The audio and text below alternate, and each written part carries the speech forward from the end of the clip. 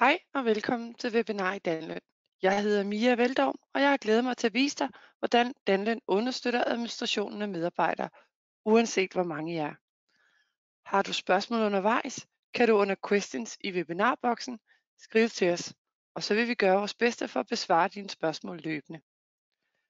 Når din virksomhed vokser, bliver effektiv og professionel arbejdsgange endnu vigtigere. Derfor har vi sammensat en spændende agenda, som vil give dig tips til at lave løn, når du har mange medarbejdere, indsigt i, hvordan du automatiserer dine lønprocesser, samt et overblik over, hvordan vi binder løn og HR sammen. Vi ved, hvor vigtigt det er, at vi kan vise dig, hvordan du gør i Danløn. Så derfor vil jeg logge på en demokonto, hvor jeg har testdata liggende, og så vil jeg gøre det muligt for dig at få et indblik i Danløn. Så er vi logget ind i en Danløn-konto, hvor vi har al vores testdata liggende. Og her vil jeg tage jer lidt med på en rundtur i forhold til vores agenda i dag. I Danløn har vi den mulighed at give jer et nemt overblik. Og helt ud til venstre, der har I altså en opbygning af vores aftale, således I kan se konto, virksomhed, medarbejder osv. Og I vil hurtigt få øje på, at vi også har HR inde i vores Danløn-konto. Det betyder altså nu, at vi har løn og HR et og samme sted. Det er mit udgangspunkt for i dag at starte her i det, at vi har medarbejdere, og når vi administrerer medarbejdernes oplysninger, skal vi også opbevare det på en sikker måde. Det er derfor, vi har spurgt vores kunder i Danløn, hvad der er vigtigt for jer. Bag et login og en adgang, der har vi altså samlet et overblik, så vi har alt lagt et sted. Under jeres kontoaftale, der kan I se, hvem er det, der har aftalen, altså hvad er det for en virksomhed, I har oprettet, under hvilket CVR-nummer med kontaktoplysninger med videre. Nedenunder, der kan I så se overblikket, at I naturligvis har Danløn, og her gør vi det meget overskueligt for jer. På en og samme side kan I se, hvilken type af valgfri support I har valgt. Har I slået Danløn direkte til, som har vores telefonsupport, hvor I kan ringe til os i hele vores åbningstid og få fat i vores løneksperter, så vi altså kunne se herinde, at I enten har mulighed for at købe den, eller I allerede har købt det. Derudover vil I kunne se, om I har tilvalgt Danløn HR på jeres konto. I vil kunne se herunder, på hvilket CVR-nummer I har valgt HR i jeres virksomhed. Det kan være, at nogle af jer har flere virksomheder, og derfor er det en mulighed, at man får et samlet overblik over, hvilke virksomheder man har slået det til og fra på. Danløn HR er her, hvor vi sikrer os, at vi har opbevaret medarbejdernes ansættelseskontrakter. Det kan være dokumenter, men vi har altså også et overblik over fravær og påmindelser. Og det vil jeg nu tage jer igennem. I Danløn så kan vi blot gå ind i venstre siden og klikke på HR. Og når vi kommer ind i HR, så kunne jeg godt tænke mig, at vi starter her og går direkte ind under dokumenter. For når vi administrerer medarbejdernes oplysninger, så har vi jo altid nogle ansættelsesaftaler, som vi skal passe på. Men det kunne også godt være, at det startede med, at vi skulle give medarbejderne en ansættelsesaftale, altså en ny kontrakt. Og derudover har vi også mulighed for at uploade virksomhedens dokumenter. Har I allerede en ansættelsesaftale ude i virksomheden, som I gerne vil have ind i Danløn og har lagt på medarbejdernes stamkort, så kan vi altså også understøtte med det. Jeg vælger at klikke på kontrakter.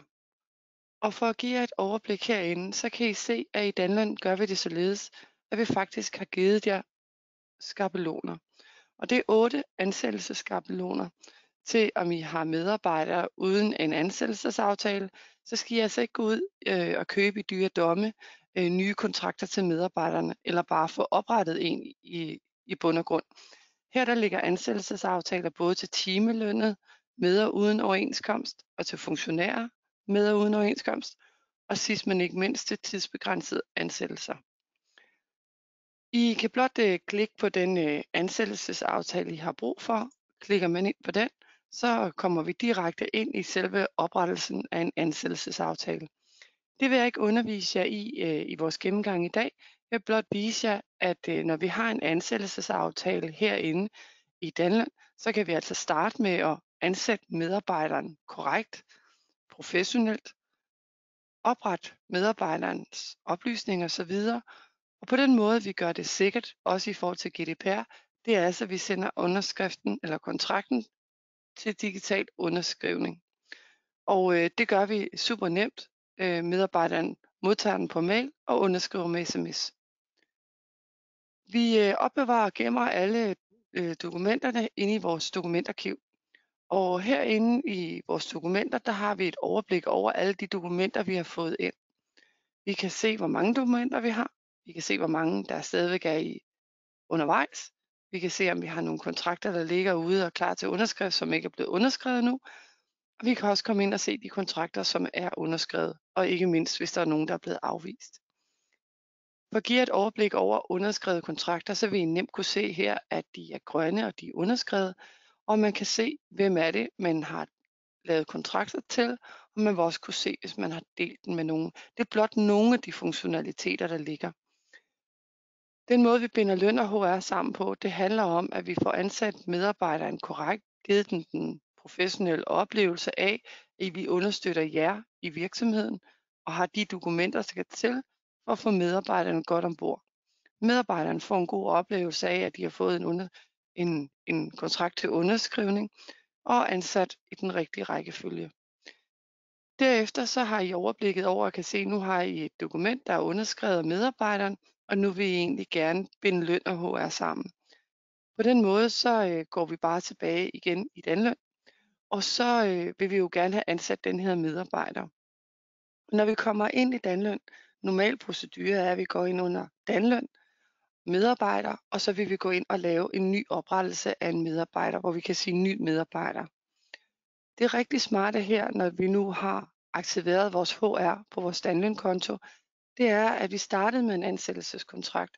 Den har vi fået underskrevet, og nu bliver vi altså serviceret med en hjælpebjælke heroppe for oven, der siger, nu har du altså en medarbejder, som er du klar til at oprette. Og det smukke ved, at vi nu bare kan klikke på oprette nye medarbejdere her, det er alt det medarbejderoplysningsstamdata, der ligger på en ansættelseskontrakt, det får vi nu tilført ind i Danløn, uden at skal taste det igen. Det giver os en smidig og nem arbejdsgang, så vi altså hurtigt kan få oprettet en medarbejder på ny ind i Danløn. Og det er en af punkterne til, at når vi er en virksomhed, der vokser, og hele tiden løbende får medarbejdere til og fra, så skal vi altså også sikre os, at vi har styr på vores medarbejderdata, vi opbevarer det sikkert, men vi også får et nemt og professionelt flow i at få oprettet medarbejdernes oplysninger ind i Danløn, så vi nemt kan komme videre og minimere vores tid på alt det administrative. Nu handler det mere om, at vi får lavet den korrekte løn til medarbejderen. Det er blot en af de få ting, der ligger inde i vores HR. Uanset om I er en virksomhed under overenskomst eller ikke har, så understøtter vi i Danløn og har naturligvis de lønfelter, der skal til, og det overblik ikke mindst. En tur tilbage til HR er også for at vise jer, at herinde under dokumenter, der kan I til enhver tid gå ind og kigge i jeres arkiv. I kan finde den kontrakt, I skal bruge, eller I kan lave jeres egen skabelon, så I kan lave jeres egen ansættelsesaftale. Og sidst men ikke mindst, upload alle de dokumenter, I har brug for. Det kunne være udleverede effekter, det kan være tillæg til ansættelseskontrakter osv. Og det er nemt at gå ind og hente de forskellige dokumenter direkte på jeres PC, og få opbevaret det direkte ind på medarbejderens stamkort. Og det er her, jeg igen lige vil vise jer, at når vi er inde på medarbejderen, så har vi altså mulighed for at kigge på vores medarbejdere. Jeg vælger her et eksempel. Der vil I kunne se på medarbejderens kort, hvor mange dokumenter har I liggende. Og I kan også hurtigt klikke på en ny kontrakt, hvis I skal oprette det til medarbejderen. Hvis vi klikker her på vis dokumenter, så lander vi altså direkte ind i dokumentarkivet og kan se de dokumenter, der præcis hører til Birgit. Det er en super nem måde at arbejde med vores understøttelse af medarbejderadministrationens dokumenter og opbevaring i forhold til GDPR. Når vi er tilbage på vores aftale, så handler det om, at vi gør vores processer så smidige som overhovedet muligt. Og her der vil jeg jo sikre mig, at I alle sammen får den glæde, at det Danløn er særlig gode til. Når vi har valgt at have en Danløn-konto, så skal vi jo slippe for alle de manuelle processer. Og det betyder også alt det, der handler om betalingen for selve Danløn, men også indberetning til e-indkomst, indbetaling til skat, pension, løn med videre. Så under jeres konto, der kan I gå ind og vælge at sætte betalingen op for Danløn. Det er en helt naturligt flow i jeres tilmelding til Danløn.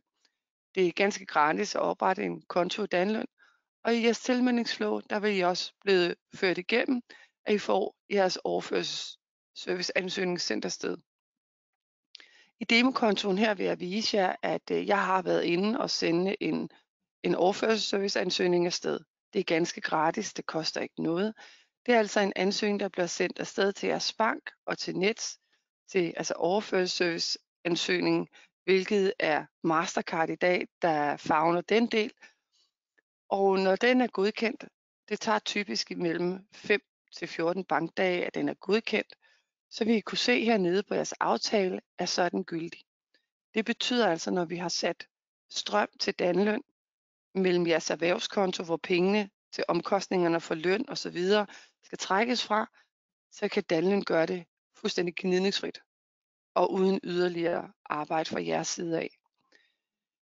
Det vi betaler i forhold til den her overførselsserviceansøgning, det er, at I kan se ind under virksomhed og overførselsservice, der vil I kunne se det her skærmbillede. Der hvor der er flueben, det er altså her, at vi sørger for, at betalingerne sker automatisk. Og derudover, så når vi opretter en medarbejder inde i Danløn, så henter vi også automatisk skattekortet og vedligeholder det. I skal blot tage stilling til, om medarbejderne skal bruge sit hovedkort, bikort eller frikort. Det er egentlig mange af de her ting, som kan være rigtig bøvlede i nogle virksomheder. Vi kender til rigtig mange forskellige arbejdsprocesser. Nogle sidder og laver noget af det manuelt og skal sidde og overføre fra banken og indbetale osv. til pensionsselskaber, huske den rigtige deadline til skat med videre, og inklusive nulindberetningen i Danløn. Hvis der skulle være en måned, hvor det er, at I ikke har lønomkostninger i måske en sæsonbetonet virksomhed, så skal I ikke bekymre jer. Så er der altså automatisk nulindberetning også i Danløn. Det betyder, at I undgår de bøder, man også kan være ude for. Undervejs i webinaret her, husk endelig at stille nogle spørgsmål under questions, hvis der må være noget, som I har brug for at få svar på, så skal vi gøre vores bedste for løbende at svare på de her spørgsmål. Så vil jeg komme ind på nogle forskellige tips og tricks i forhold til jeres virksomhedsopsætning. Og det gør vi igen under virksomhedsikonet her, og der går vi op under generelt. I forhold til vores aftale i Danløn, så har vi nogle forskellige tilpasninger, vi kan gå ind og tage stilling til. Og det har vi gjort meget fleksibelt, fordi at i Danløn, der er rigtig mange forskellige typer og brancher og størrelser af virksomheder, der netop anvender Danløn. Og det vi rigtig gerne vil gøre for jer, det er at sørge for, at I får et standardsystem, som er prisbilligt, men understøtter, om I er med eller uden overenskomst, og uanset hvor mange I er. I forhold til udskydelse af ferieafholdelse. I kan til enhver tid klikke på selve ikonet her, eller teksten, og så vil I få en hjælpevejledning frem. Det er noget af det, der er super smart i Danløn. Det er altså at klikke på ordene og se, hvad er det for nogle regler, der gemmer sig og gælder for det enkelte punkt. Udskyd ferieafholdelse handler om den nye ferieordning og ferielov, der kom. Og nogle virksomheder beskriver, at den ferie, vi opsparer i den pågældende indeværende måned, må vi først afholde i næstkommende måned. Og er det et punkt, der er gældende ud for jer, så skal der blot være et flueben heri, og så betyder det således, at vi holder ferieregnskabet ved lige og overholder, at hvis man opsparer ferie i indeværende måned, så bliver det altså ikke brugbart og kan bruges før i næstkommende måned. Det er blot en af detaljerne. Reducer gage ved ferie, reducer ferieberettet løn, fuldstændig standardopsætning. Flueben er slået til, når I slår jeres Danløn-konto til og gør den aktiv. Og det gør vi, fordi vi ved, hvor vigtigt det er, at I ikke skal sidde og regne manuelle beregninger ud, for at finde ud af, hvordan skal det være, når medarbejderen holder ferie.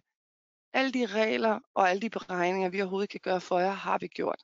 Så når en medarbejder for eksempel afholder ferie og holder mere ferie, end man har til rådighed, så skal I altså ikke sidde og beregne, hvad koster så en feriedag.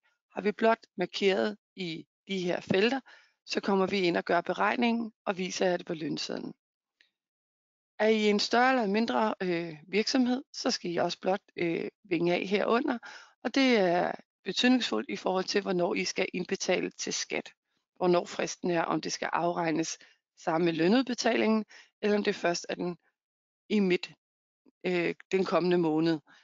Og det er de forskellige regler, der ligger inde bagved. Og igen, så kan I se, hvad er det, der ligger i hjælpetekster. I åbner dem bare, og kan klikke lidt rundt i vores hjælpeunivers. Derudover så understøtter vi de lønperioder, der nu er gældende ude i virksomhederne, uanset om du har måned bagud, måned forud, du har 14-dages lønnet, dagsløn, ugesløn med videre. Og vi har det sådan, at vi kan gruppere medarbejderne og lægge dem i puljer, hvis vi gerne vil sige, at alle dem, der er måned bagud, dem vil jeg gerne have lagt i en pulje, og alle mine 14-dages lønne vil jeg gerne have lagt i en anden pulje. Det er også igen en tilpasning, som vi kan hjælpe med, guide og vise jer, hvordan man gør, så I altså hele tiden har overblikket, uanset hvor mange medarbejdere I har. Vi skal selvfølgelig også have styr på vores økonomi, og vi vælger det regnskabsprogram, som er relevant ude i virksomheden. I kan klikke på drop-downen her og vælge jeres regnskabssystem. Det skal gerne være sådan, at I ikke har noget manuelt tastearbejde, så enten så kan I vælge en af vores samarbejdspartnere, som vi allerede har lavet en integration til, eller I kan vælge at gå ind og lave jeres bogføringsgruppe, sætte den op en gang for alle, og så kan I overføre den ved at indlæse en fil til jeres økonomisystem. Så derved, uanset hvilken vej I går, så har I altså ikke noget tastearbejde og kan minimere jeres arbejdstid, men også de tastefejl, der måtte være. Det er rigtig vigtigt, at vi forstår i Danløn, hvordan I arbejder ude i virksomheden, og derfor ved vi, at løn er en del af det, og et økonomisystem, det er en anden part i selve flowet at administrere løn. Men derudover, så ved vi også, at rigtig mange virksomheder har brug for at kunne styre deres tidsregistrering, kørsel med videre. Og det betyder egentlig, at vi har lavet flere samarbejder med forskellige partnere ude i det danske land, som altså leverer på de her forskellige løsninger. Inde på danløn.dk under vores samarbejdsside kan I se, hvilken samarbejdspartner vi har, og der kan I altså vælge de partnere, som måtte kunne understøtte jer i virksomheden. Og det handler jo om, at vi kan samle tid med videre op for vores løsninger og få data til at flyde direkte ind i Danløn. På den måde så taler systemerne sammen, og vi kan også undgå de her fejl, der måtte være ved at sidde og taste det manuelt. Og vi får også et bedre overblik. Igen, en indstilling kan I vælge til på jeres konto, hvis I netop har det behov. Jeg vil lige vise jer lidt flere forskellige funktioner i forhold til det her med at tilpasse jeres konto, når I har mange medarbejdere, som er på agendaen i dag. Så derfor vil I med stor fordel kunne gå ind og vælge det, der hedder standardværdier. Standardværdier er her, hvor I kan lave nogle skabeloner til, når I skal ansætte medarbejdere og oprette medarbejderne løbende. I stedet for at sidde og have overblik, hvordan er det nu, I har lavet nogle opsætninger til jeres funktionærlignende medarbejdere, eller jeres timelønnede medarbejdere, det kunne også være elever og andre typer, så kan I altså gå herned under og lave en skabelon, kalde skabelonen, hvad I har brug for, og så kan I sætte de forskellige, fællesnævner op, som er ensartet, så vi altså ikke skal sidde og bruge tid på det gang på gang. På den måde så sikrer vi også, at vi har en kontinuerlig ensartet proces. I gør det også mere fleksibelt, hvis I er flere, der sidder inde på lønningskontoret, og I har lavet jer en tilpasningsramme af, hvordan er det, Danløn virker ude i jeres virksomhed. Ved at I har lavet de her grundting, så kan I nemmere navigere rundt i det, uanset hvor mange kollegaer I sidder inde på lønningskontoret og skal bruge Danløn. Så har I de samme standard skabeloner med videre til rådighed. I kan nemt gå ind og lægge de forskellige satser på, og det er jo altafgørende, om der er med eller uden overenskomst, hvad der er vigtigt ud hos jer. Og det er også herinde, vi kan gå ind og vælge at sige, hvad er det for en bogføringsgruppe, medarbejderne skal ligge i forhold til jeres økonomisystem, og også lønsedlen komme i e-boks. Det her, vi har vinget e-boks af, det vil jeg bare anbefale, at I alle sammen gør. Det er gratis at benytte sig af i Danløn. Det betyder, at alle medarbejderne får deres lønseddel i e-boks, og det koster altså ikke ekstra. På den måde skal I heller ikke have nogen arbejdsprocesser med at sørge for at få sendt lønsedler afsted, opbevare dem sikkert med videre. Alle de skabeloner, I har brug for, I opretter dem bare alt efter behov, og det er så nemt. I klikker bare en ny skabelon, og så kan man altså komme i gang, og så laver man den skabelon, man har brug for.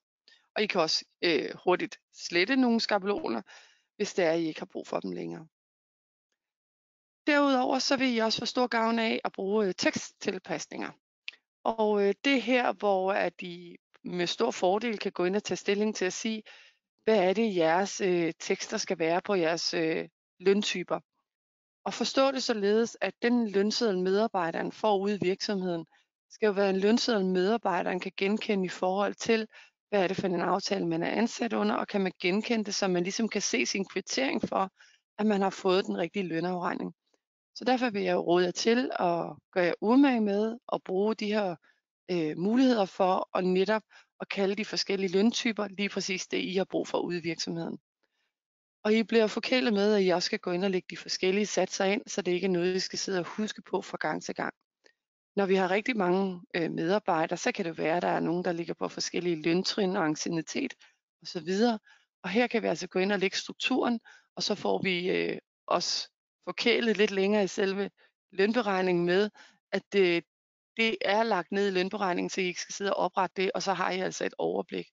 Også hvis vi bruger et tidsregistreringssystem, hvor data skal ryge ind i de forskellige lønarter, så er det nemt, at vi laver en opsætning, og så ryger tingene ind i de rette felter. Vi kan oprette alle de linjer, vi har brug for, så nu ser I lige 5 lønlinjer her, men der er altså helt op til 70 linjer, så I kan tilføje alle de linjer, I har brug for, og I kan omdøbe dem alt efter behov. Er I en virksomhed, som skal indberette til statistik, så har vi selvfølgelig også lagt DA-kode på, så I kan komme ind og lægge de koder på, som er påkrævet af jer. I forhold til faste tillæg, så kan I også lege med de forskellige navne og faste fradrag, og ikke mindst overtidstillæg. Og nede i overtidstillæg, der kan I også tilføje helt op til 70 linjer. Periodiske tillæg og periodiske fradrag, og ikke mindst frit valg, hvor vi altså nu har 2 muligheder for at give 2 forskellige typer af frit valg, så kan I også lege med den tekst, som det skal være, der passer for jer. Jeg er kommet med nogle eksempler, at for eksempel er man under en overenskomst, så på lønsedlen, så hedder den første frit valg, og den er låst fast, og det er også derfor, den ikke er med her, fordi man typisk har en overenskomst, der siger, at man har noget frit valg. Så derfor vil vi gerne gøre det genkendeligt ude til medarbejderen. Men har I behov for endnu en frit valg, så kunne den være, at den skulle hedde særligt løntillæg. Det er blot et eksempel. Op under periodiske fradrag, der har jeg prøvet at vise jer, at der kan vi lave af konto og personalekøb osv. Det er altså det, vi skal trække medarbejderen i løn. I periodiske tillæg, det er jo her, når det er periodisk, så er det bonus en gang imellem, det kan være provision. Og læg mærke til, at vi har også felter, som ikke er pensionsgivende. Så det betyder altså, uanset hvordan I er sat sammen ude i virksomheden, og lønarter, og hvor mange I er, og branchetyper, så finder I de forskellige lønarter inde i Danløn. Overtidstillæg, ja, der er rigtig, rigtig mange forskellige behov i forhold til forskellige brancher, og jeg har blot prøvet at lave 2 klassiske, der kan hedde et overtidstillæg i hverdagen og i weekenden, men det er altså bare fantasien, der sætter begrænsning, så leg endelig med det i forhold til, hvilken opsætning I har brug for. Når vi har leget med de her forskellige teksttilpasninger, så vil I kunne se, når vi kommer ned under lønnen. Jeg viser det lige med det samme, så I kan se, hvordan det slår igennem nede på selve vores lønberegning. Så når er vi nede i lønberegningen, og vi netop nu har lavet nogle teksttilpasninger ind under det, der hedder timeløn, så hopper vi altså simpelthen bare en tur ind under timeløn med mere her. Og så vil I kunne se, de omdøbninger, vi har lavet op i vores virksomhedsopsætning, de bor nu helt naturligt nede i selve vores lønberegning. Og I vil også kunne se, at satserne er også arvet med ind. Så det gør det rigtig, rigtig nemt, at så har vi lavet en opsætning, og nu kan vi bare forholde os til det, når vi skal lave løn. Jeg vil lige vise jer lidt flere små tilpasninger heroppe under virksomhed, for det er faktisk heroppe, hvor jeg vil sige, brug god tid, og hvis I har brug for hjælp undervejs, så tag endelig fat i vores valgfri support. Har du brug for at skrive til os, så kan du blot gøre det ved at gå op under hjælp og kontakt support. så kan du skrive, og som jeg tidligere har fortalt, har du valgt at have vores telefonsupport, så kan du blot vælge at klikke på Danløn direkte og ringe til os. Og så sidder vores eksperter klar til at hjælpe. Det smarte ved, at når I ringer ind, er selvfølgelig, at vi har jer i telefonen, og vi kan kigge med direkte ind i jeres konto. Hvor er det, I har vinget af de forskellige felter? Hvor er det, I har lavet de forskellige indstillinger? Og så kan vi kigge med, om der eventuelt måtte være noget, der kunne være endnu smartere for jer. Det kunne være, at bogføringsgrupperne kunne drille lidt hos nogle af jer. Jeg vil vise jer lidt forskellige muligheder, så I kan se, hvordan I kan bruge jeres økonomisystem direkte ind i Danløn. I så op i generelt, at jeg havde valgt Økonomic, og jeg har sat min integration til sammen med Økonomic. Og når jeg har gjort det, så kan jeg blot gå herop og vælge Økonomic, og så vil I kunne se, at jeg har fået forkælet Danløn med at have fået min kontoplan direkte ind i Danløn, uden at jeg har gjort noget. Har jeg først sat min integration op til Danløn og mit økonomisystem, så ligger min bogføringsgruppe allerede herinde. Skulle det være sådan, at I har et økonomisystem, hvor vi ikke allerede har en integration, så kan I blot vælge det økonomisystem, som I bruger. Og hvis det for eksempel skulle være et økonomisystem, hvor at I har brug for at lave jeres deciderede bogføringsgrupper, så går I bare ind en gang for alle og lægger jeres kontoplan ind, og I kan lægge de tekster ind, som I gerne vil, og så videre. På den måde, så kan vi så lave en fil, I kan indlæse til jeres økonomisystem. Det kunne være til Business Central eller andet. Der er altså ganske mange muligheder for at få tilpasset jeres bogføringsgrupper netop lige præcis til jeres virksomhed. Den måde, man tilfører sin rette bogføringsgruppe til den enkelte medarbejder, det er også super nemt. Vi har sådan en mulighed for at sige, med en ting er, at I har en bogføringsgruppe. Vi kan lige gå en tur tilbage til Økonomic.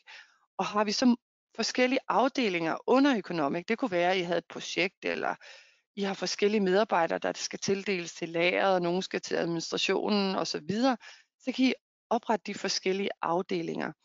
Fordi det er nemlig vigtigt, at vi så kan tildele de forskellige omkostninger helt ned på medarbejderniveau. Og det vil jeg lige vise jer, hvordan. Det gør I inde under medarbejder. Så når vi nu har oprettet en medarbejder, så vil I kunne se hernede under lønoplysninger. Så har I mulighed for at vælge den bogføringsgruppe, medarbejderen skal tilhøre, den afdeling, medarbejderen skal tilhøre. Det kan I altså gå ind og lægge på den enkelte medarbejder. For jer, der lagde mærke til det lige før, så under virksomhed, og har vi brugt de her standardværdier, altså vores skabeloner, så vil I kunne se her, at vi også kan få lov til at vælge allerede bogføringsgruppen herop. Og hvis vi har gjort det, så har vi altså fået automatisk oprettet medarbejdere i den rigtige bogføringsgruppe, og så skal vi kun tage stilling til den afdeling, medarbejderne skal tilhøre. Så det var en lille tips og tricks til, hvordan kan vi arbejde nemt med at lægge medarbejderne i de rigtige bogføringsgrupper. Ja. Lidt tilbage til nogle flere gode oplysninger i forhold til virksomhedstilpasninger. Vi ved jo, at større virksomheder oftest bliver udtrukket til statistik, så derfor skal vi naturligvis kunne understøtte jer virksomheder med at have den mest smidige indberetning til statistik, og det gør Danløn for jer, og det er også inklusiv i prisen i Danløn. I skal blot vinge af, hvem er det, I skal indberette til, og når der er sat flueben, så kan vi fra den dag, I har sat flueben og fremadrettet, indberette til statistik. Har vi valgt statistik i vores virksomhed, så ved vi, at vi også en gang for alle skal gå ind og lægge de forskellige oplysninger ind under medarbejdere, og så skal vi også herinde indgive de forskellige statistikoplysninger. Men det er noget, vi gør en gang for alle, og så gør vi det altså for jer, og vi overholder de deadlines, der ligger. I har også mulighed for at se et samlet overblik over alle de skattekort, der måtte være kommet ind på jeres medarbejdere. Nu har jeg som sagt en demokonto, så mit data er ikke så spændende, men altså her vil I kunne se det overblik over, om I har oprettet medarbejdere, om de er tilmeldt e-indkomst, og I vil også kunne se, om der er kommet et aktivt skattekort. Jeg var lidt inde på det før, at I kan se de her tredjepartsadgange, og det er jo de samarbejdspartnere, vi har til tidsregistrering, kørselssamarbejdspartnere, administrative systemer med videre. Og her der kan I blot gå ind og kigge, hvad er det for nogle forskellige partnere, vi har, hvem er det, I kan sammenkoble Danløn med. Måtte der være behov og ønsker, hvor I har spørgsmål til, hvordan gør de netop til de systemer, I sidder med, så skal I ikke holde jer tilbage, så endelig tage fat i vores support. Sidst men ikke mindst, under vores godkenderopsætning her, så har vi mulighed for at hjælpe jer endnu mere sikkert og trygt igennem brugen af Danløn. Er vi større virksomheder, så har vi nogle gange nogle processer, der siger, at dig, der sidder og udfærdiger lønnen, må ikke bogføre lønnen. Du skal sende den videre til en godkender. Og det er bare blot en af de funktionaliteter, der ligger inde i Danløn, og det er jo valgfrit, om I vil bruge det eller ej. Jeg prøver at komme med et eksempel her. En virksomhed, som har en administrativ medarbejder, der sidder og udfærdiger lønnen og gør det helt klar, kan altså komme herind og få oprettet en godkender til at sige, når jeg nu har siddet og lavet lønnen klar, hvor skal lønnen så sende hen til godkendelse? Hvem skal modtage en mail med et link og en sikker sms, så man kan komme ind og godkende eller afvise lønnen? Og det flow, der har vi selvfølgelig bygget, så det er ikke noget, du skal sidde og gøre manuelt, når du har lavet lønnen klar. Har vi blot valgt, at vi vil have et godkenderflow på her, så fører Danløn altså videre igennem, og det skal jeg nok vise jer, til at vise, at når vi har siddet og lavet det helt klar, så kommer flowet til at køre automatisk ud til godkender. Og vi har jo selvfølgelig taget godt hånd om, at vi altid har tryghed og sikkerhed på, hvem er det, der har de forskellige rettigheder. Så derfor kan I gå ind til enhver tid og oprette den godkender, I måtte ønske ud i jeres virksomhed. Og har I brug for, at der skal være 2, der godkender lønnen samtidig, så skal vi altså blot markere. Så i det her tilfælde, når den første person har godkendt, så er alt godt, og vi får en kvittering for, at den første har godkendt. Og den anden medarbejder, vi har, eller ansvarlig ude i virksomheden, som også skal godkende, kræves altså, at vedkommende godkender lønnen, før afregnes lønnen ikke. Så der er igen et ekstra sikkerhedslag på, hvis vi har brug for, at der skal være 2, der skal godkende lønnen, før den altså må køre afsted. I kan også til enhver tid slå det fra og kun bruge det i ferieperioder, eller hvis der måtte ske noget akut, så kan man bruge de her forskellige funktionaliteter. Ja. Det var for at vise jer, at vi også har bygget et trygt sikkerhedslag for jer i forhold til godkendelsesflow.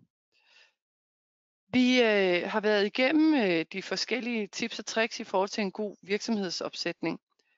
Så vil jeg prøve at vise jer, at når man starter i Danløn, og man har rigtig mange medarbejdere, så kan man gøre det super smart og nemt.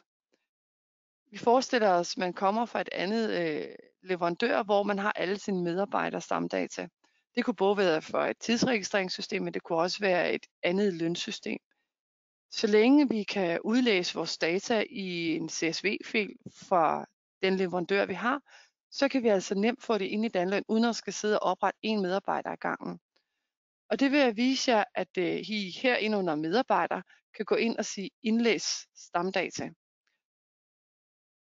Og har vi medarbejdernes stamdata, så vil jeg anbefale jer, at hvis I er en større virksomhed, som både har funktionærer, teamlønnede, elever med videre, at opdele hver medarbejdertype i hver sin fil. For når vi skal til at indlæse de her medarbejdere, så kan vi få god gavn af, at de skabeloner, vi allerede har lavet op under standardværdier, at dem kan vi vælge at bruge. Så hvis vi gerne ville indlæse en fil, og det var funktionærer, og lad os sige, at vi sidder med 65 funktionærer, så alle de ensartede værdier, der ligger på funktionærer, dem kan vi bruge på skabelonen, og så skal vi blot gå ned og vælge den fil, vi har på vores PC'er med medarbejdernes stamdata.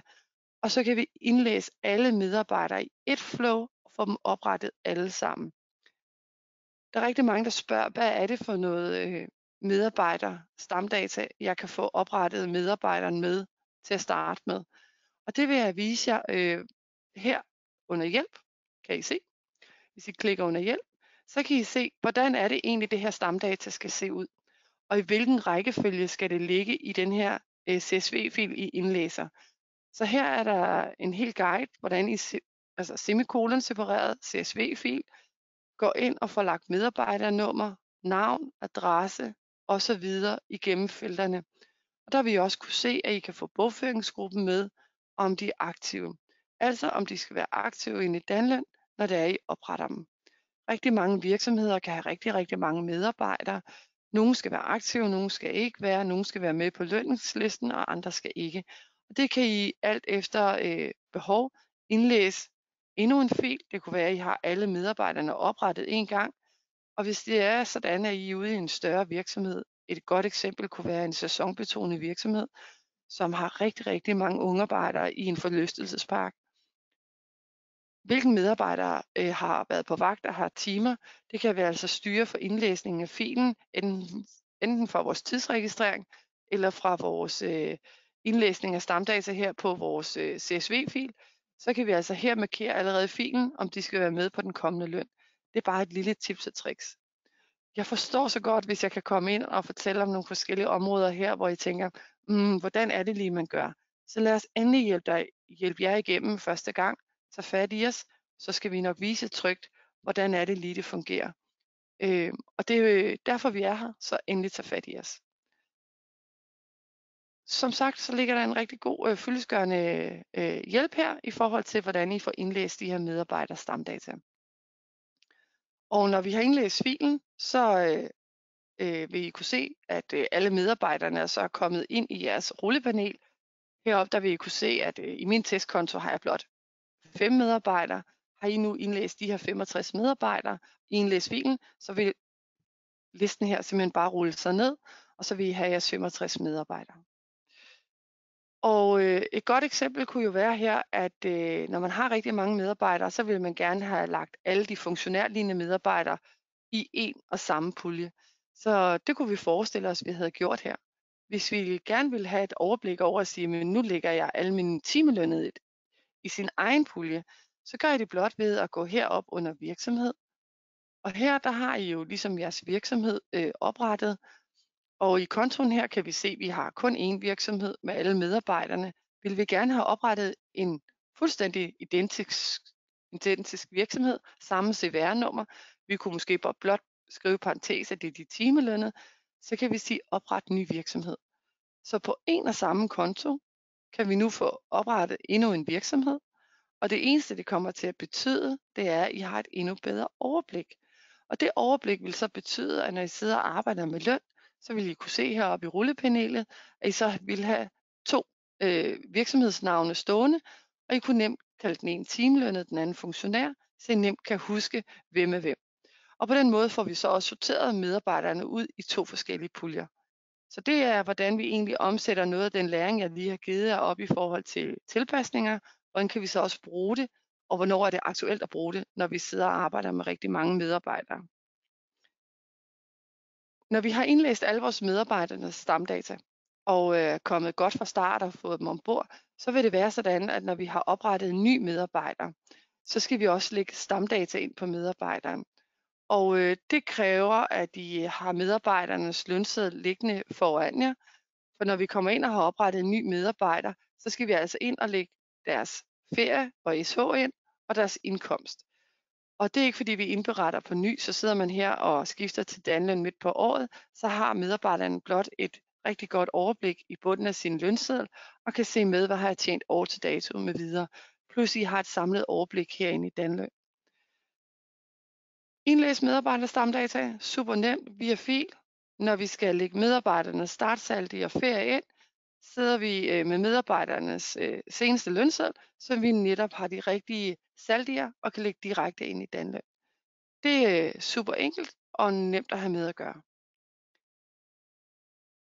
Jamen, det var ligesom lidt fra indlæsning af medarbejderstamdata. Så vil jeg prøve at gå ned og arbejde lidt med selve lønberegningen, noget samlet indtastninger, og så vil jeg også vise jer lidt, hvad vores Danløn-app kan.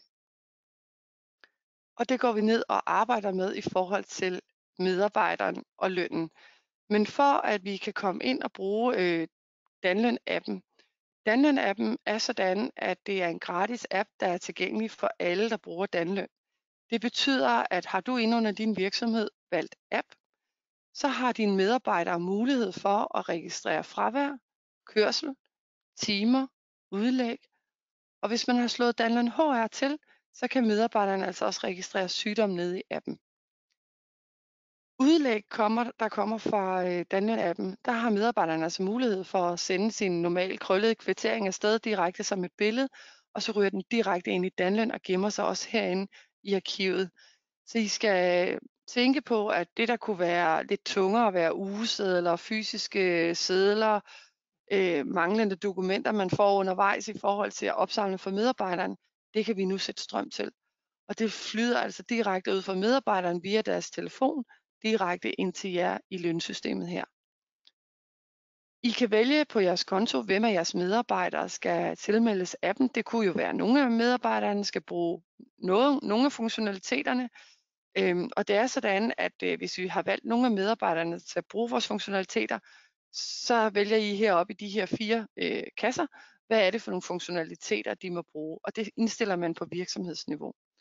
Det kan godt være, at I også har medarbejdere, som slet ikke skal bruge appen, så behøver I ikke at vinge dem af, og så skal de ikke have noget med appen at gøre. Jeg vil dog lige give jer et lille tip. Vi ved, rigtig mange medarbejdere er glade for Danløn-appen, og det er de også, selvom de ikke skal registrere tid, kørsel og udlæg. For inde i Danløn-appen, på forsiden til alle, der bruger Danløn, der kan medarbejderen til enhver tid se sin lønseddel. Så har man ikke lige e-boks eller andre årsager ikke kan tilgå den, så ligger lønsedlen direkte nede i appen. Og derudover så kan medarbejderen også til enhver tid ændre sit registrerings- og kontonummer eller sin adresse direkte ind i appen, swipe til side, og så vil I altid blive serviceret ind i Danløn med at have fået de nyeste oplysninger fra medarbejderen, så I altså ikke skal ud og bede om at få de nye kontonummer. Vi kender jo alle sammen de her, at medarbejderne ikke tænker over, at de skiftede bank, og så ryger pengene tilbage til vores erhvervskonto, når vi udbetaler løn til dem. Og det finder medarbejderne først ud af, når de kommer og siger, hvorfor har jeg ikke fået løn? Og så finder de ud af, at jeg har slet ikke fortalt, at jeg har fået et nyt registrerings- og kontonummer. Det kan vi altså nu gøre meget smartere ved, at medarbejderne registrerer det ind i appen. Når vi bruger appen, så slår vi det som sagt til på virksomhedsniveau. Og medarbejderen skal ligesom have slået appen til. Og det gør vi inde under medarbejderkontakt. Herinde der skal vi lægge medarbejderens mobilnummer og mail ind, og vi skal ligesom sige, at medarbejderen skal tilmeldes appen. Og det, der sker helt automatisk, det er lige snart vi har gjort det og trykket igennem, så kommer der en mail til medarbejderen, at nu kan du gå ind og hente appen, og der ligger det her lille Danløn-ID inde i sammen med mailen. Og det betyder nemlig, at medarbejderen nemt kan hente appen inde på sin telefon, koble på for første gang, uden at de skal have fat i jer. Det er super brugervenligt, og medarbejderen vil nemt kunne bruge appen, uden at få nogen indkøring i, hvordan bruger man appen. Vi har selvfølgelig hjælpevideoer med videre, som I til hver tid kan finde på YouTube eller herinde i Danløn. Når medarbejderen registrerer tid, kørsel, udlæg med videre, så gør de det som sagt nede på telefonen. Og hvordan er det så, I kan se, hvad der er blevet registreret inde i appen? Det gør I, når I kommer ned i løn. Så kan I se hernede, at I har en linje, der hedder indlæs fra app. Og går vi ind og indlæser fra appen, så skal vi vælge en periode, vi gerne vil til og med have alle de registreringer, vi nu kan samle op. I kan vælge, hvad er det for nogle registreringer, I gerne vil se. Vil I se alt det, der afventer, altså ikke er blevet godkendt af jer endnu? Vil I se noget, der tidligere er blevet godkendt, eller vil I se noget, der I har fået afvist? I det her eksempel, så prøver jeg at vise jer et overblik over de registreringer, der er kommet ind. I vil nemt kunne se her, hvad der er kommet ind af timer, hvad er det for en medarbejder, der har registreret, hvilken dato er det sket på, hvad er det for en timelønsart, og I vil også kunne se enhederne, hvor mange timer er der blevet registreret. Og I kan også se, at det stadigvæk er i status afventer godkendelse. På samme måde, så kan I også se udlægget, der er kommet ind, og I vil kunne klikke her og se kvitteringen, at det er den rigtige kvittering, der er kommet med. I et tilfælde her står der 0 kroner på mit udlæg. Det kunne jeg godt lige tænke mig bare lige at give en kort forklaring på. Fordi man kan bruge udlægget på 2 typer af måder. Det kunne være, at medarbejderen havde lavet et udlæg og skal have tilbage for morgenbrød. Og så vil medarbejderen selvfølgelig have betalt med sit eget kort, og der vil have stået et beløb her, som vi skal sørge for at give medarbejderen på deres løn. Men det kunne også være en medarbejder, der har fået udleveret et firmakort, som egentlig bare skal sende kvitteringen ind til jer. Men der skal ikke stå nogen værdi på, for det er jo firmaets konto, der er blevet brugt. Det er blot for at fortælle jer, uanset hvordan et flow I har ude hos jer, så kan I altså bruge vores udlægsapp. Og appen, den er jo med til også at samle kørsel op.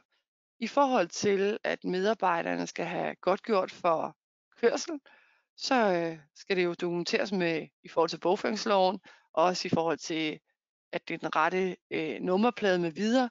Altså alle de ting og funktionaliteter ligger ind under appen, understøtter de forskellige krav og regler, der måtte være.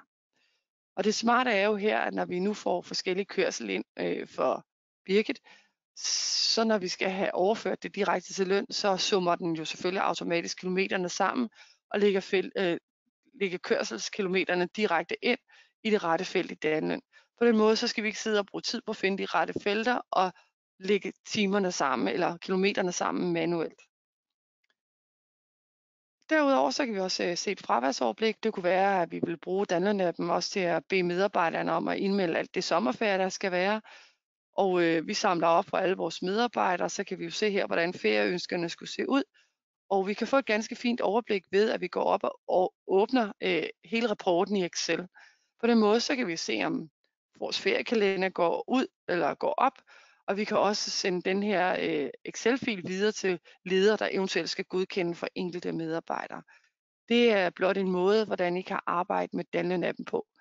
Danløn-appen er også en standard-app, og den er lavet, den er gratis som sagt, den har masser af fine funktionaliteter.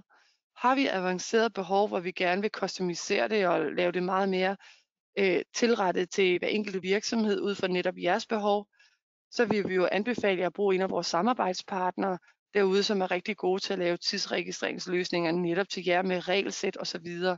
Danløn-appen er en standard-app og ganske gratis og kan understøtte de mest basale behov. Når vi indlæser fra selve appen, så tager vi jo som sagt stilling til, hvad er det for nogle timer, vi gerne vil have, og vil vi gerne have dem, så kan vi egentlig vinge af, eller vi kan udvælge de enkelte, som vi skal bruge. I forhold til, at jeg sidder her med testdata, så vil jeg bare vise jer, at det er sådan her overblikket ser ud. Og når vi har taget stilling til, hvad er det for noget, vi skal bruge, så siger vi godkendt de valgte, og så indlæser vi dem simpelthen ind på selve lønsedlerne. Så her der skal vi altså ikke sidde og tænke, hvordan får vi det over på selve den enkelte lønberegning. Det kommer automatisk ind, hvis vi godkender det. Det samme gør det, hvis vi har hentet noget data inden for et tidsregistreringssystem eller en anden partner, så er det blot hernede i tredjepartsdata, I vil kunne se samme overblik, hvad er det for noget data, I har hentet ind, og vil I indlæse det. Sidst men ikke mindst, så har vi også data fra vores HR. Så har vi gået ind og hentet noget data, vi har registreret over i HR. Det kan være fravær, ferie, sygdom med videre. Har vi tastet det ind i HR, og vi vil gerne have ført det over til løndelen, så indlæser vi simpelthen også fra HR. Så når vi sidder med lønberegningen i Danløn, så håber jeg, at jeg har givet jer et godt billede af, at Danløn er i midten, og vi kan indlæse for højre og venstre. Altså vi kan hente noget fra HR, vi kan hente fra appen, vi kan hente fra økonomisystemer med videre tidsregistreringssystemer. Og fordi vi bruger det ene sted at læse ind fra, betyder ikke, at vi ikke også kan overskrive og indlæse fra et andet eller tillægge. Vi kan altså hente det data, hvorfra vi vil. Så alt efter jeres behov, så har I altså mulighed for at bruge Danløn som det her tandhjul, og I kan sætte alt det data direkte ind i Danløn, som I ønsker. Bruger vi ikke appen, så har vi også en anden funktionalitet, som rigtig mange virksomheder er glade for. Og det ligger lige heroppe over, der hedder samlede indtastninger. Så er vi en virksomhed, hvor vi har en masse indtastninger, vi skal gøre. Det kan være, at I sidder med ugesedler. Det kan være, at I sidder og har fået en særlig timelønstype ind, eller det kunne være kilometer, som I simpelthen skal lægge ind manuelt. For ikke at sidde og gøre det på hver enkelt medarbejder, så kunne man gå ind i samlede indtastninger. Og som ordet lyder, så kan man jo så her gå ind og vælge at sige, hvad er det for en lønart, jeg skal indtaste på? Og så kan man få alle sine medarbejdere herunder, og så kan man ellers gå i gang med at sidde og taste, så man hurtigt kan komme igennem sit input. Og er der flere forskellige typer, så kan I blot se, så vælger I blot en type mere og taster de forskellige timeantal ind på. Det er blot en måde, hvordan man kan arbejde med en masse medarbejdere. Her kunne vi jo forestille os, at der var 65 medarbejdere. Så er det noget nemmere at gøre det i et og samme skærmbillede, end vi i stedet for skal have åbnet en medarbejder op ad gangen, trykke gem, og så den næste medarbejder. Så der er lidt forskellige veje til Rom for også at lette sit arbejde i Danløn. Skulle vi sidde og have vores, data fra en fil? Det kunne være ligesom når vi indlæser medarbejdernes stamdata, da vi oprettede dem med alle deres personlige oplysninger. Så kunne det også være, at vi bruger et tidsregistreringssystem, som vi ikke har en integration til, men I kan få en CSV-fil ud af jeres tidsregistrering, så kan I altså indlæse den i Danløn, og det er uanset hvilken partner I bruger. Så det her med, om I nu skulle bruge en partner, som Danløn ikke allerede har på deres samarbejdsside, så vil jeg bare understrege, så længe I kan udlæse en fil fra deres løsning, så kan I indlæse den i Danløn. Og den indlæser I her på samme simpel måde, som I indlæser en stamdatafil. Og I kan se herop under enten guiden eller under hjælp, hvordan er det filen den skal bygges op, og i hvilken rækkefølge skal de ligge. Så kan I altså indlæse data, og så slipper I for det her manuelle tastarbejde. Så vil jeg komme en tur ned til selve lønafregningen og selve afstemningen, inden vi kommer tilbage til at tale lidt mere om, hvad er det for en valgfri support, I kan bruge, og hvordan kommer man egentlig i gang på 15 minutter, hvis man ikke allerede er i gang med Danløn. Vi er under selve løn, og der har vi selvfølgelig alle de forskellige løntyper, særlige tillæg, sygdom, rettelser med videre, som der er brug for, når man sidder og administrerer løn for rigtig mange medarbejdere. Det er således, at i Danløn, der er det super nemt, hvis man skulle have lavet en fejl. Har man ikke bogført lavet lønnen endnu, kan man ret lige så tit og ofte I vil i blok og blot ind i Danløn og få lavet de tilpasninger, der måtte være. Det er jo sådan, i Danløn, der er der en lang deadline til, hvornår vi overhovedet skal have bogført lønnen, altså hvornår skal vi have afregnet lønnen senest. Og det skal vi egentlig bare have gjort bankdagen før, inden vi skal lave en lønudbetaling, altså inden lønnen skal være til disposition. Det betyder, at vi godt kan sidde og lege eller arbejde med lønnen hen over måneden, men vi venter simpelthen med at bogføre den, indtil vi siger, at nu har vi fået det hele med. Og der kan vi jo rette undervejs og indlæse endnu mere data, I måtte have fået op. Skulle I have bogført en løn, og lønnen er kørt, så kan I til enhver tid gå ind og lave rettelser, så vi kan få saldierne og ferieregnskabet med videre til at passe.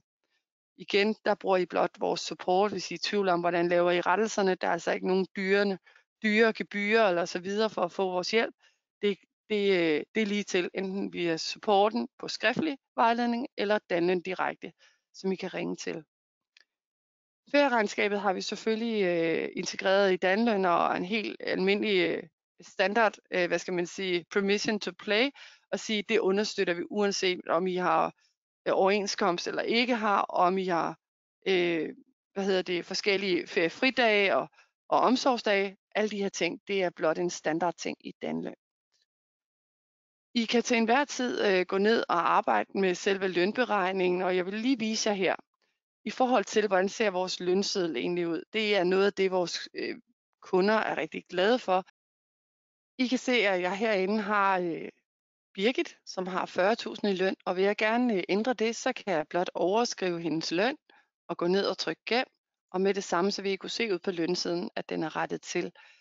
Det her, at vi har en visuel lønseddel ud til højre hele tiden, gør hele tiden, at vi har overblikket over, hvordan er det arbejde, vi sidder og gør. Vi kan til enhver tid trykke vis lønsedlen, og så vil vi kunne se, hvordan er det lønsedlen vil se ud.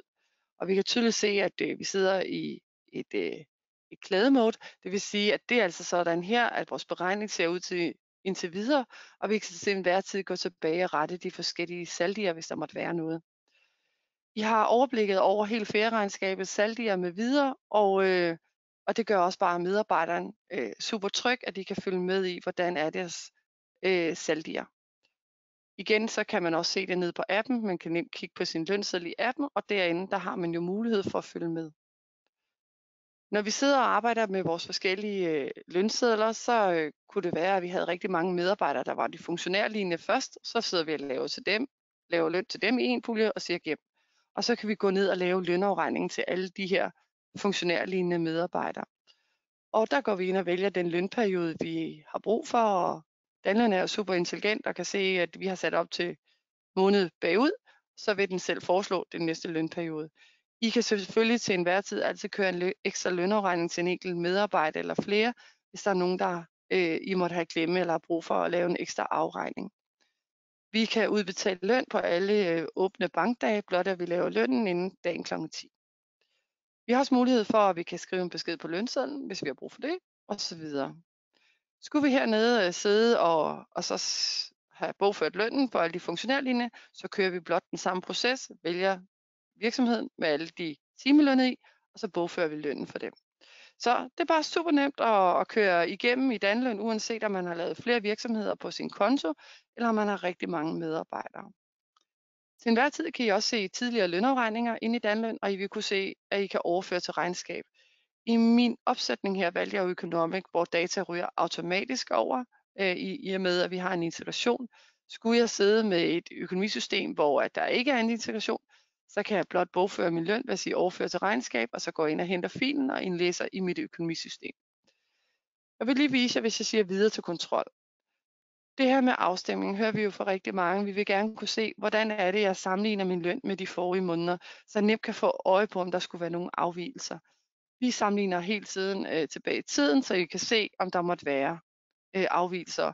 Og der er jo afvigelser. Der er bonusudbetaling og så videre, men det er blot så I har et overblik og har kontrol med tingene. I kan hele tiden se, hvad er det, der skal udbetales, og hvad koster det at køre lønnen. I kan åbne lønsedlerne, og når vi kigger på en pulje her, så har vi jo rigtig mange medarbejdere, og vil blot kunne kigge alle lønsedlerne igennem i et flow, og køre ned igennem dem, så vi ikke skal åbne en lønseddel ad gangen. Vi kan også kigge på lønseddelsum, og vi kan gå ind og kigge på vores bogføringstotal.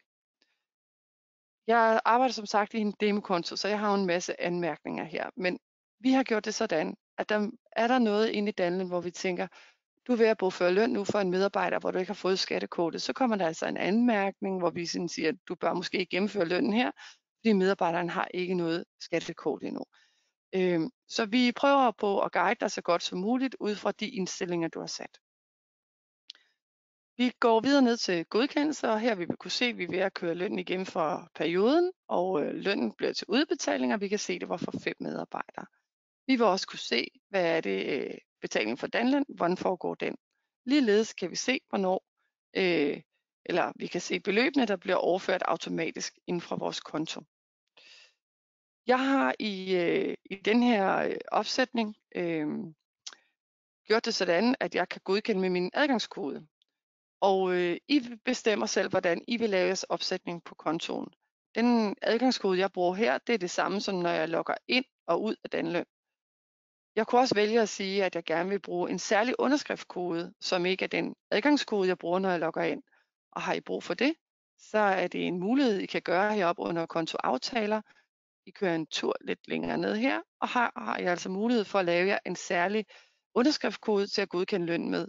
Igen et ekstra sikkerhedslag og en validering af, at I altså skal være i besiddelse af de her koder, for at kunne gå ind og køre lønnen ud på kontoen.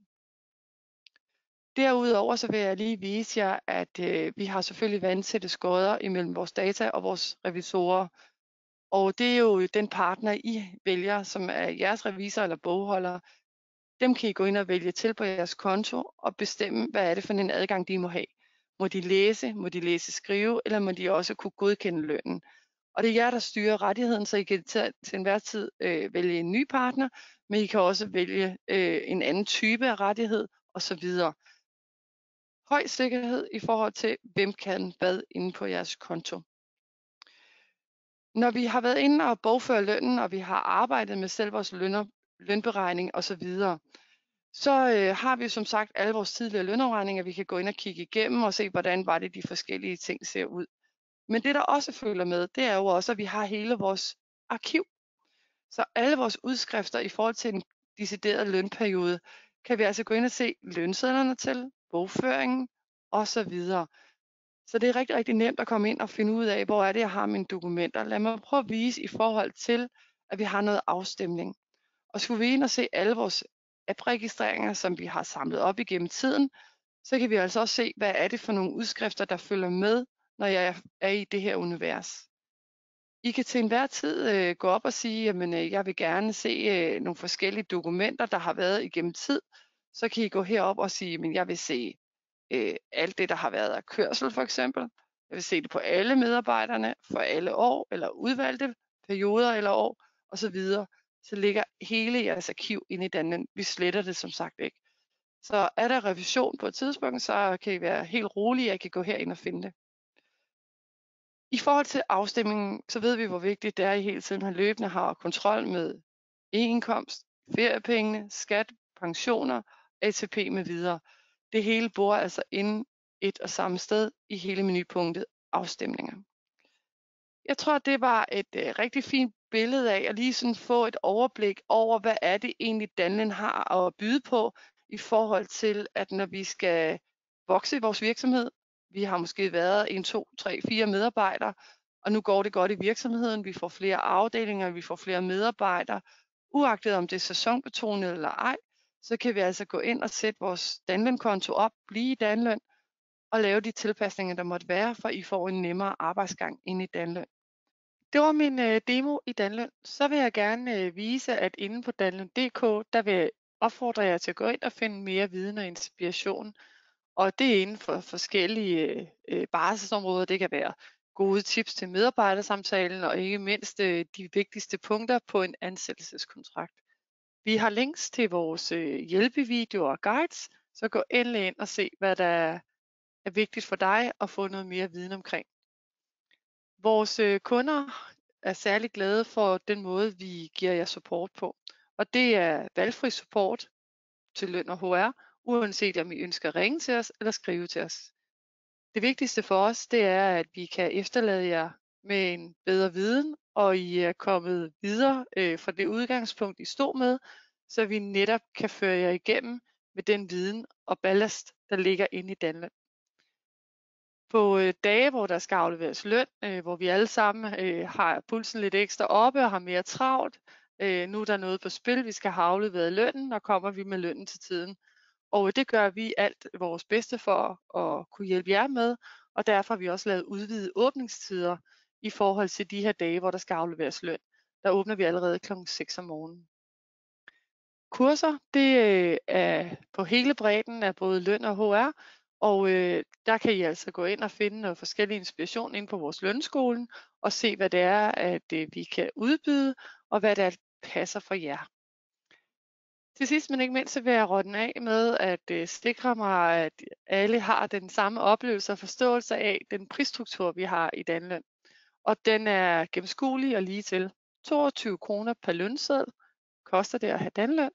Det er valgfrit, om man vil have Danløn HR, 20 kroner per medarbejder, og altså maks 4,99 per måned for Danløn HR, uanset hvor mange I er.